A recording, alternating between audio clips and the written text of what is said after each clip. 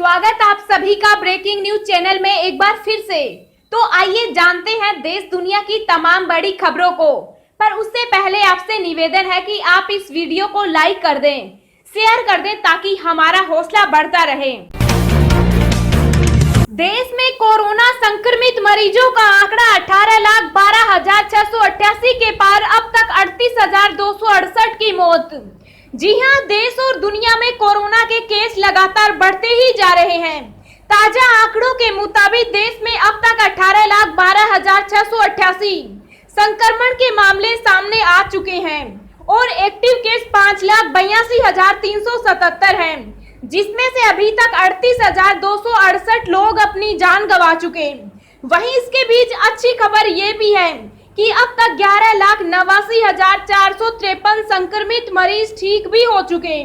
दुनिया भर में कोरोना वायरस की वजह से कुल 6,96,128 लोगों की जान जा चुकी है, जबकि वायरस से संक्रमित लोगों की संख्या 1,81,35,601 हो गई है। इनमें एक्टिव केस 60,48,768 हैं और खुशी की बात ये है कि अब तक 1,14,16,804 लोग ठीक हो चुके हैं।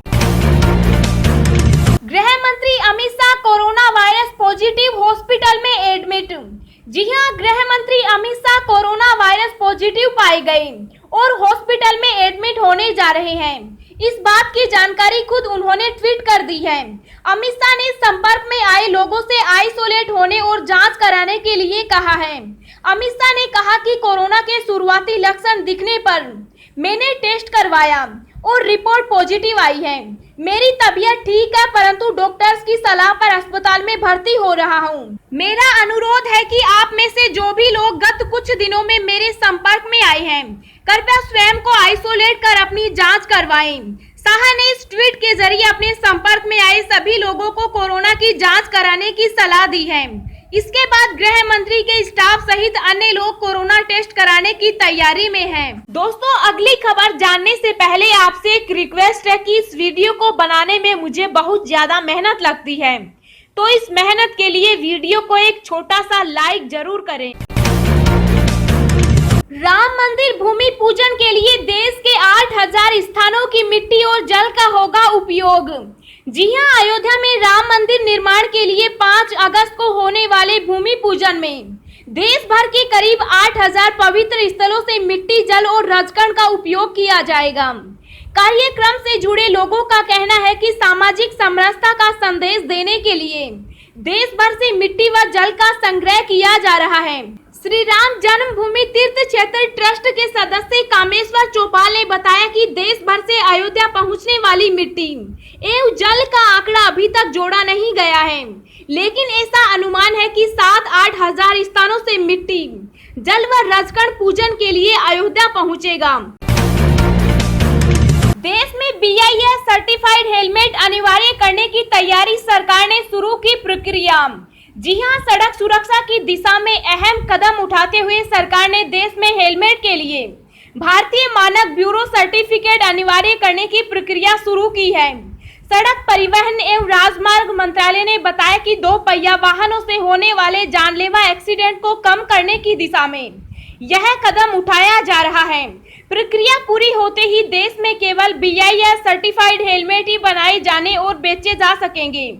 2 पहिया वाहनों के मामलों में अक्सर हेलमेट नहीं लगाने या खराब गुणवत्ता वाले हेलमेट के कारण दुर्घटनाएं जानलेवा साबित होती है।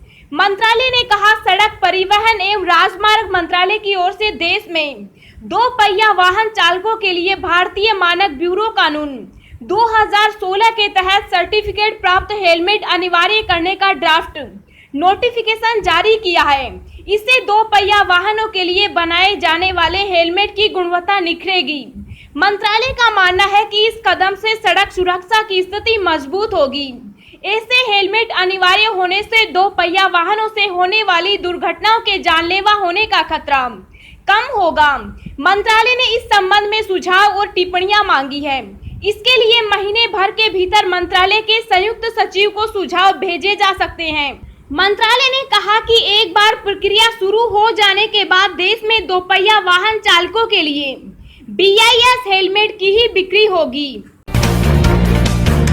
कीमत के साथ अब भोजन की पौष्टिकता की भी जानकारी देगा रेस्टोरेंट का मेन्यू कार्ड।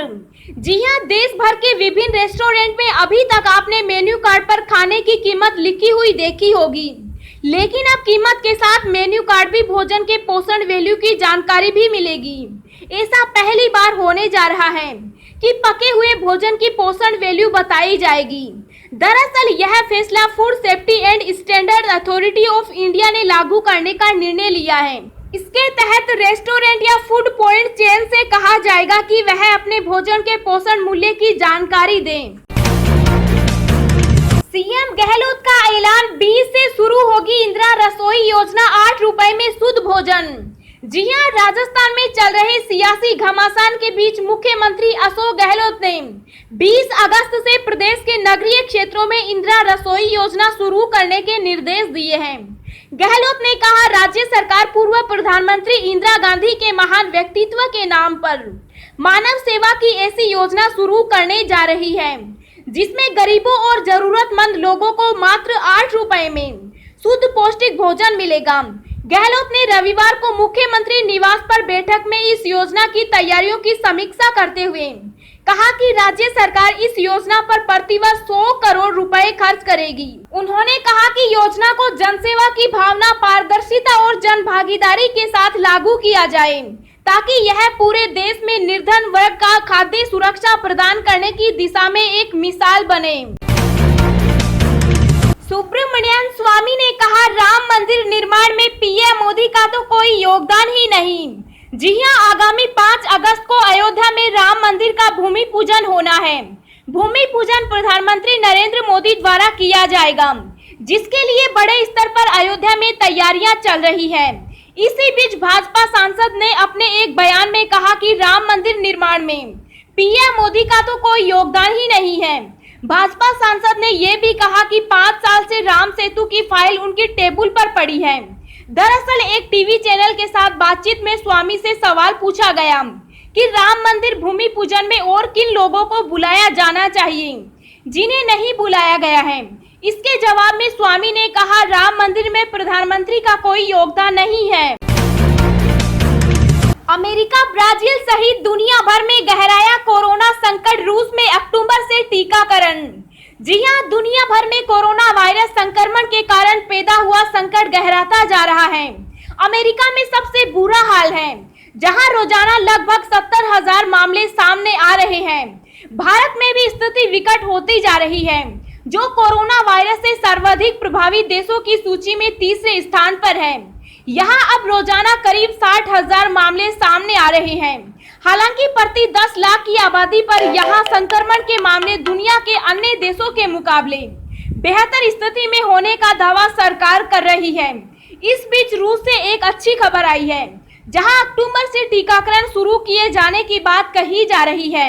इसमें चिकित्सा कर्मियों और शिक्षकों को प्राथमिकता देने की बात कही गई है। खांसी, जुकाम और बुखार की दवा के लिए मेडिकल स्टोर पर देनी होगी अपनी पूरी डिटेल।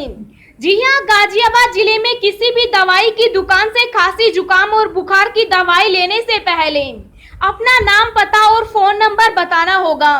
मेडिकल स्टोर संचालक इस ब्यौरे को नोट करेंगे। उसके बाद इस पूरी सूचना को सर्विलांस टीम एकत्र करेगी। इन पते और फोन नंबर के आधार पर टीम दवा खरीदने वालों से पूछताछ करेगी। जरूरत पड़ने पर उनकी कोरोना जांच होगी। कोरोना संक्रमण को रोकने के लिए जिला प्रशासन और स्वास्थ्य विभाग की टीम लगातार काम कर रही है। ज्यादा से ज्यादा लोगों की जांच के लिए कई प्रकार की योजना भी बनाई जा रही है। इसका उद्देश्य लोगों में कोरोना की पहचान करके उन्हें तुरंत इलाज उपलब्ध कराना है। इसी कड़ी में प्रशासन ने जिले के मेडिकल स्टोर को भी हिस्सा बनाया है। अधिकतर लोग सर्दी, खांसी, बुखार होने पर मेडिकल स्टोर से अपने आप दवा ले लेते हैं। बाद में दिक्कत होने पर उनकी कोरोना जांच कराई जाती है। इस स्थिति में कई बार हालत गंभीर हो जाते हैं।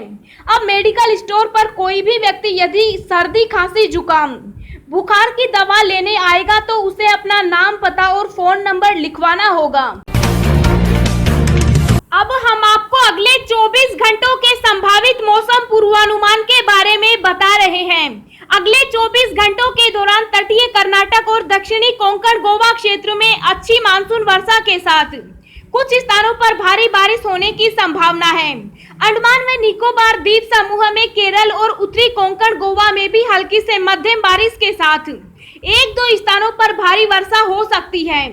दक्षिणी छत्तीसगढ़, दक्षिणी ओडिशा, तेलंगाना के कुछ हिस्सों में, मराठवाड़ा, दक्षिणी पश्चिमी और दक्षिणी मध्य प्रदेश, दक्षिणी गुजरात, दक्षिणी मध्य महाराष्ट्र, उत्तराखंड, मेघालय और लक्षद्वीप में भी हल्की से मध्यम बौछारें गिरने की संभावना है। एक दो स्थानों पर भारी वर्षा भी हो सकती है। केरल के बाकी भागों, आंतरिक कर्नाटक, तटीय आंध्र प्रदेश, उत्तरी छत्तीसगढ़, उत्तरी ओडिशा और गुजरात के शेष हिस्सों में हल्की वर्षा का अनुमान है। इन भागों में एक दो स्थानों पर मध्यम वर्षा के आसार हैं।